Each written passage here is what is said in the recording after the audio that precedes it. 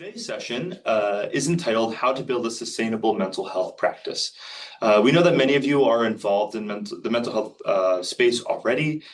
We hope this conversation can give you some perspective, talking points, or conversation starters to have with yourself or people that you might work with. We are honored to be joined by Kate Walker of Kate Walker Training. She's an LPC supervisor who specializes in helping new and seasoned mental health professionals start their practice and adapt to the rapidly changing landscape of mental health. So without further ado, I'm going to pass it to Kate.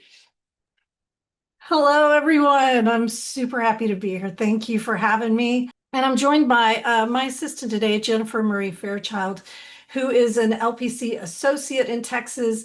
She is also a provisionally licensed counselor in New Hampshire, and she's a doc student at Texas Tech, and she's my brain at Kate Walker Training, so she keeps everything running there.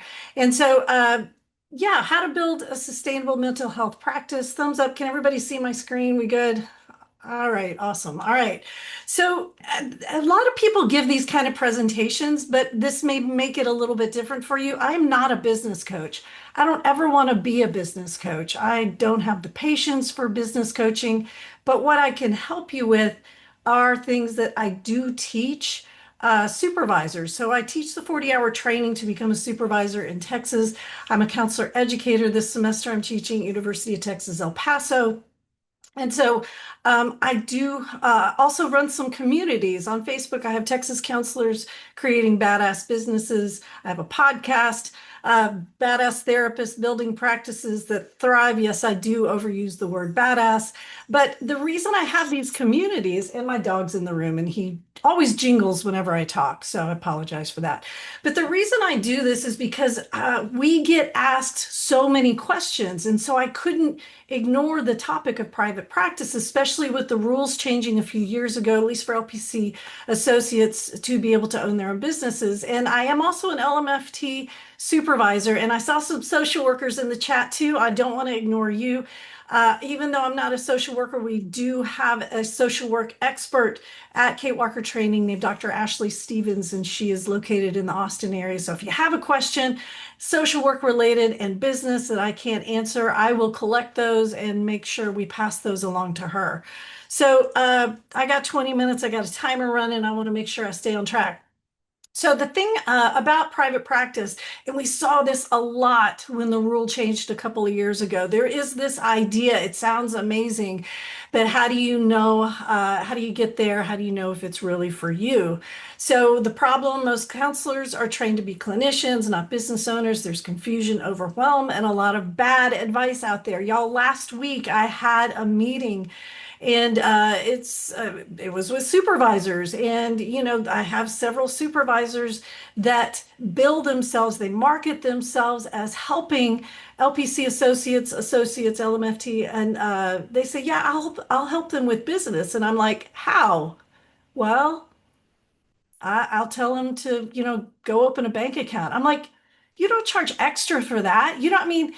So a lot of you out there may be shopping for supervisors, and the supervisors are going to be selling this product called private practice mentoring, and y'all don't do your homework, and you're going to get stuck with somebody who doesn't understand that SEO is dying, right? Thank you, ChatGPT. By the way, I love ChatGPT. I love AI, so there's full disclosure.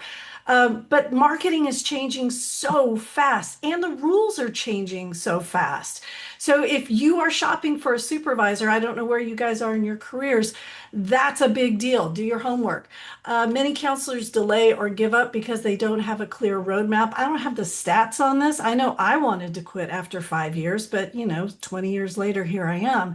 So there is a lot out there that can make you discouraged, like, oh, I don't know, recessions, the economy, whatever is happening out there in the world. So you're not alone if you're feeling overwhelmed or you didn't get a good start. So the takeaways for today, what I want you to get from this, and these are my needs, not your needs, so I'm going to own that. You're going to understand common myths versus real challenges, self-assessment. Yes, you're going to get a self-assessment.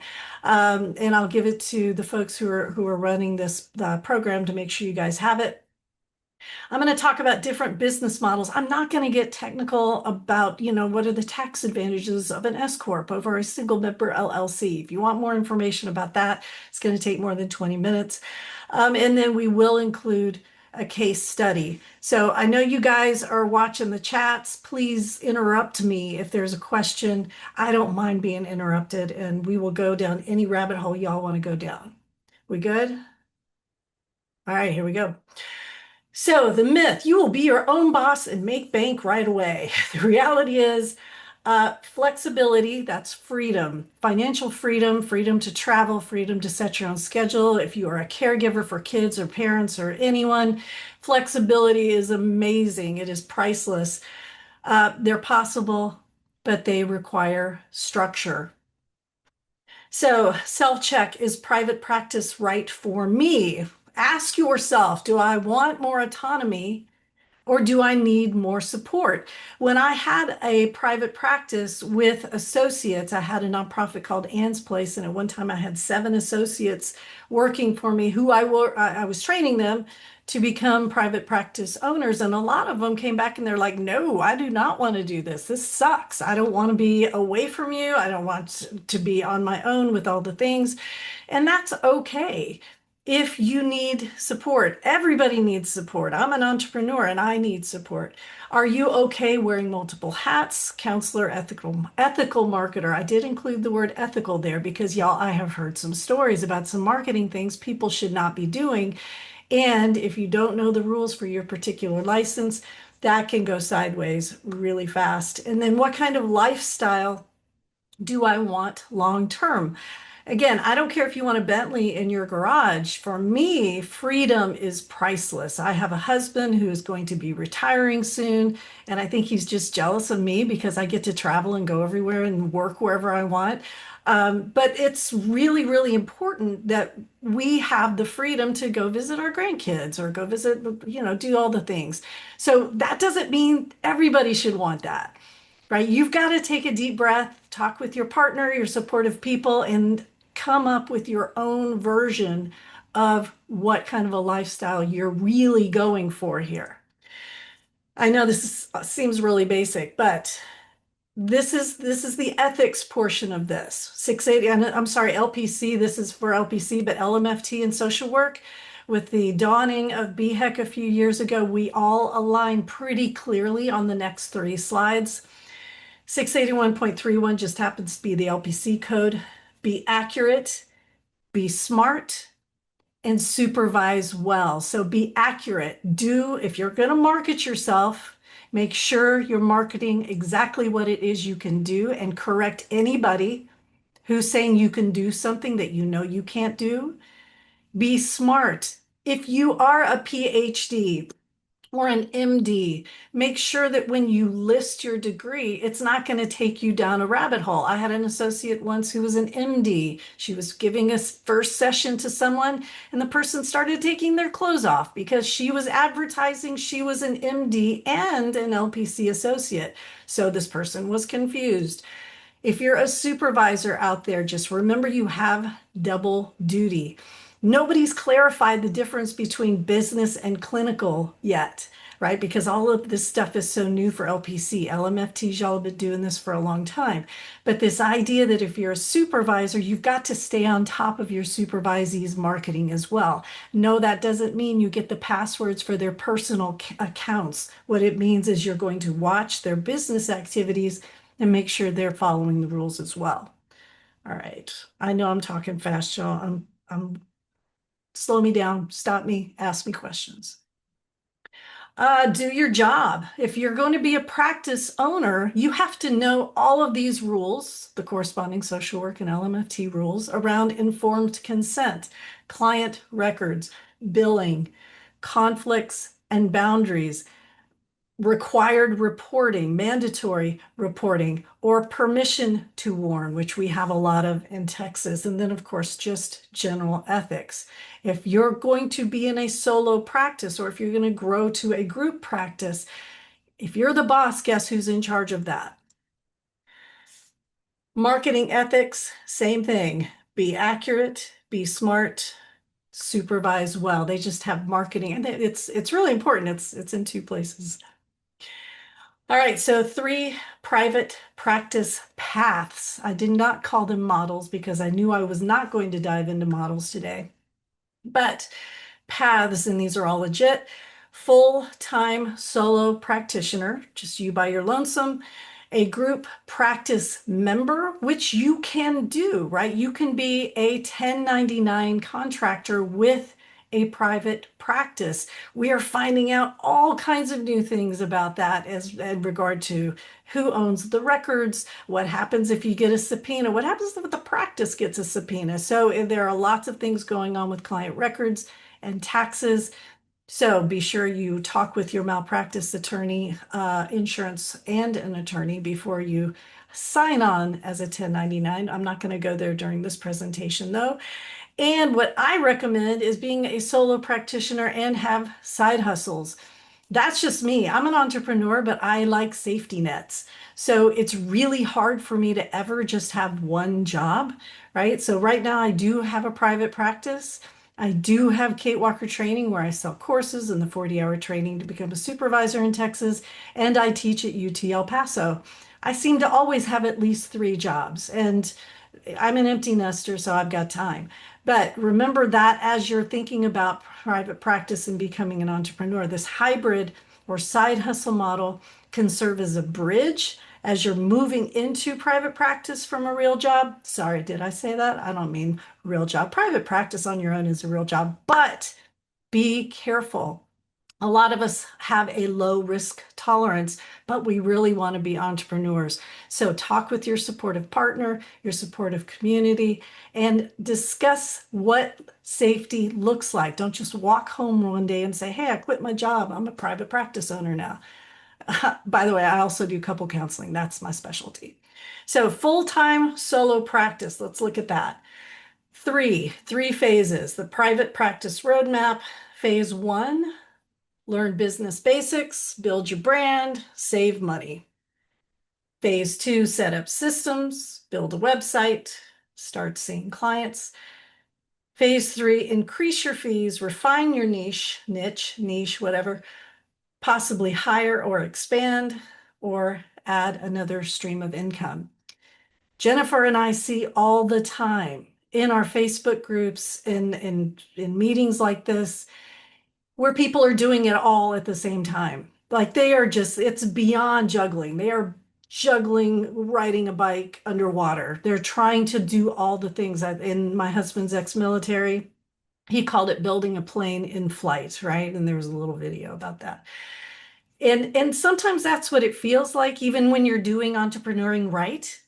But I broke it down into three phases because I thought it would make it easier for everybody to ask questions. And you might even be sitting there listening to me talking, going, oh, dang, I'm already doing phase three work, but I really should be in phase one. And when we see mistakes being made, usually what we're seeing is people who are trying to do it all, or they're getting these phases mixed up. And please hear me clearly. This is not from a business textbook. This is just a common knowledge, things that we've learned along the way. So phase one, learning your business, building your brand, saving money. I remember, and I do have a few anecdotes. I know I'm going to sound like that person that's like back in the day, back when they had real books with paper. But truth story, I mean, when I decided I wanted to go into business, I talked about it with my husband. We had three kids at home at the time, and I set aside, I don't know, like 2 hours a day. I probably did it at least 3 or 4 days a week, where I would read the old-timey business books, everything from How to Win Friends and Influence People to Think and Grow Rich and, the books with paper. But there are really, really great books out there, and it helped me understand how to go from being an orchestra teacher. That's what I was. I was an orchestra teacher for 14 years. My first degree was the University of Texas. I'm a bass player. That's what I did for 14 years. I taught string instruments. I didn't really even understand how to shake hands and smile and introduce myself and network. So depending on where you are, if counseling is a second career, you may be like super good at this phase one thing already. Start your professional identity it was really hard for me to shift from being an orchestra teacher to being a business owner. Research, practice models, laws, fees in your state. People get hung up on this. It's sort of like if you're planning Thanksgiving and you got people coming and you're still trying to decide if the fork goes on the left side or the right side. All you need to do is have a separate bank account. And the thing that allows you to do that is a DBA. Doing business as usually costs you about 10 bucks at a courthouse. But starting a business doesn't have to be an LLC spending a ton of money.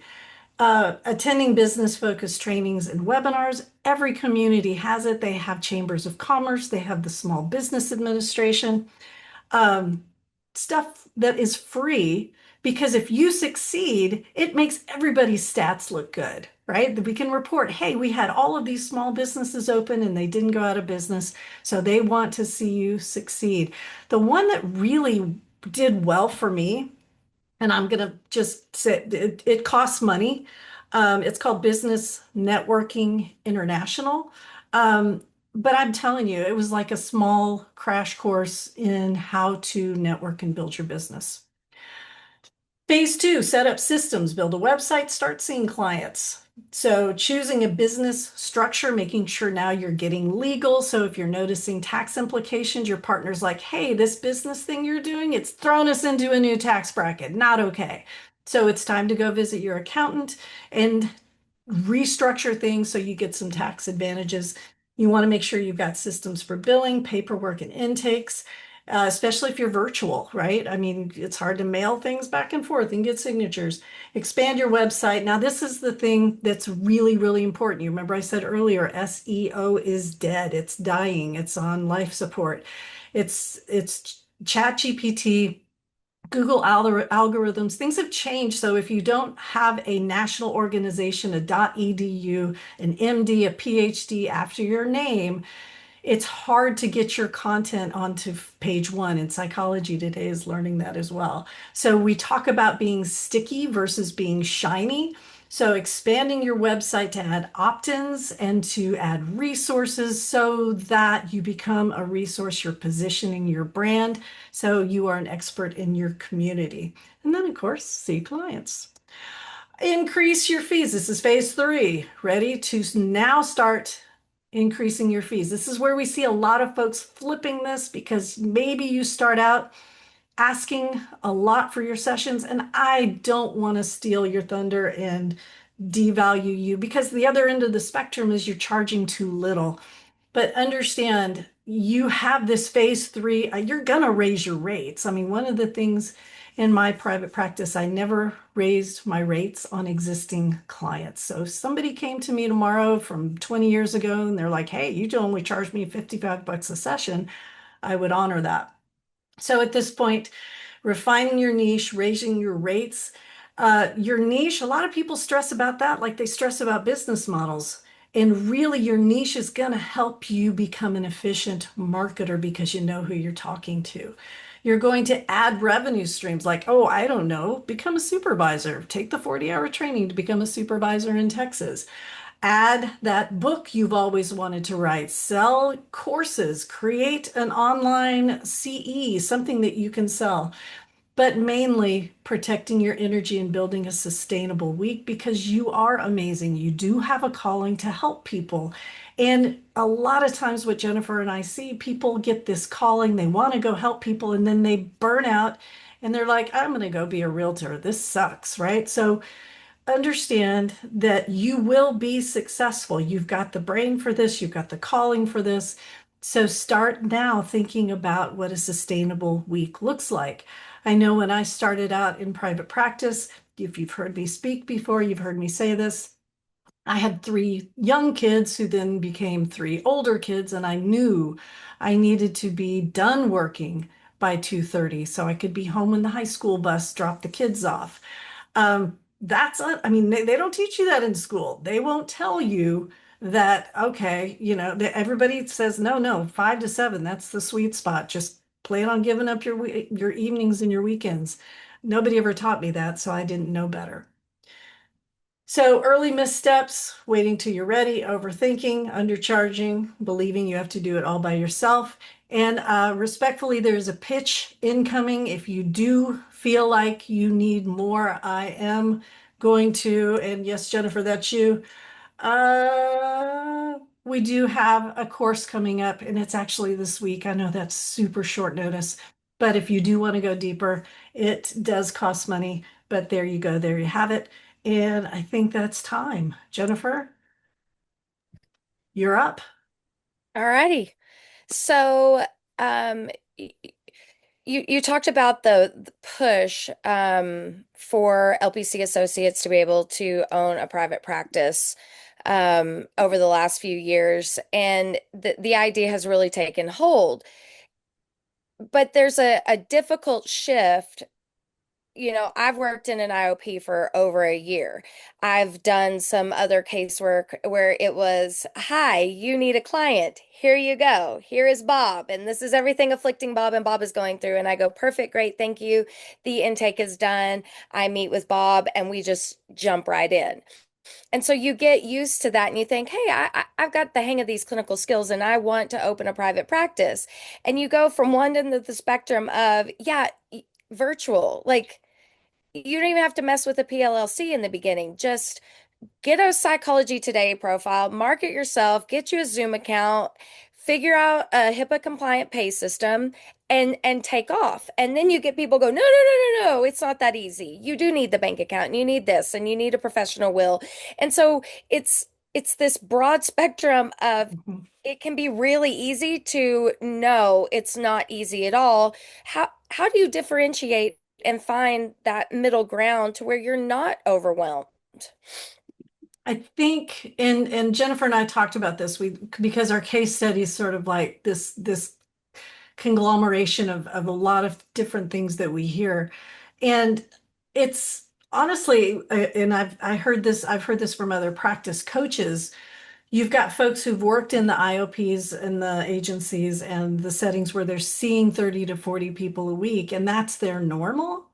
And so they go to thinking, okay, I'm going to do private practice. And so then they start measuring their success by numbers of people instead of numbers in their bank account and numbers of hours that they're not working, right? If I'm not working, I must be failing. If I'm not seeing 30 people a week, I must be failing. So they build this idea that they have to have this huge caseload, then they do get overwhelmed and they do, scratch the ceiling of burnout. Um, I also see this affecting marketing, and I talk to people about this all the time, especially the compact failed for LPC, right?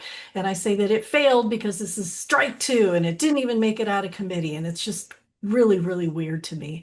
Um, but here's the glass half full, I guess. I mean, the compact was a two-way street. We would have had people coming into Texas because it is an amazing market. They would want to sell their services. We would be competing against them. And I always had this idea, okay, so why do you want to market in New Jersey? Why do you want to market in Michigan? Why do you want to market in these other states? Why do you need multiple licenses when really you only need about 300 people a year? All right. And that we did this exercise in one of our webinars we did last week. We did this with a calculator. Literally, if you take 20 people you have on your roster and account for 5 people on, 5 people off every week, right? That's attrition. People get better, people, drop off, whatever. When you look at the numbers, that's 20 people plus or minus five times 52 weeks in a year. You only need around 300 people. And even if you're in a rural community, right? I mean, I came from, before I moved to Central Texas, I was in the Houston area, and I keep saying 7 million. I don't think there's 7 million people in Houston, but I know there's a lot, right? So it was a huge market. I mean, if we can have a Starbucks across the street from a Starbucks, we can have thriving practices with around 300 clients total for a year that you're having that you get to market your amazingness to so that they want your services. So did I answer that, or am I going down a rabbit hole? No, no, you're good. Okay, so but that's a really common case study that we see, a common case that we see in our groups. People who it's either feast or famine, and I think right now with SEO acting weird, we're seeing a lot of famine. Yeah, and I think the other caveat is that push towards the social media marketing aspect Oh yeah. that people feel very, very comfortable. I I I literally I'm not kidding, and I'm going to age and date myself, and I'm fine with that. Um, I was one of the literal first probably 5,000 people with a Facebook account. That was back when they extended it to 15 colleges. You had to have a .edu email address. Like I literally had a one of the first Facebook accounts. And so I'm not a big Facebook poster, but I'm not an Instagrammer. I don't even have a TikTok account. And so all of those things, you have all these new therapists and they're like, yeah, do this and do that. And I'm like, ugh. I don't want to. I don't want people to judge me. I don't want people to judge my thoughts. Like, I don't want people, so that marketing piece of it it's hard to try to think out of the box because won't be authentic if I try to market myself through TikTok. Like it won't work. Hmm. And what I'm learning from my own business coach who coaches people who are not counselors, she has a few counselors, but mostly like food bloggers and fitness bloggers and things like that. If you don't have an opt-in, if there's no way for anybody on your social media to get off your social media and into your office, then you're on rented space anyway, right? We saw TikTok go away for 24 hours, and that was like just a push of a button, right? I mean, people lose their Facebook groups and their Facebook pages and their Facebook profiles all the time. So you build up these huge followings, go you. But I use a product called Pretty Links. Pretty Links allows me to see exactly which one of my campaigns. Like if you follow me, every once in a while I'll just go ham on Instagram. Like I'll just have a ton of Instagram stuff. I don't know, usually because I'm out taking selfies and it's fun.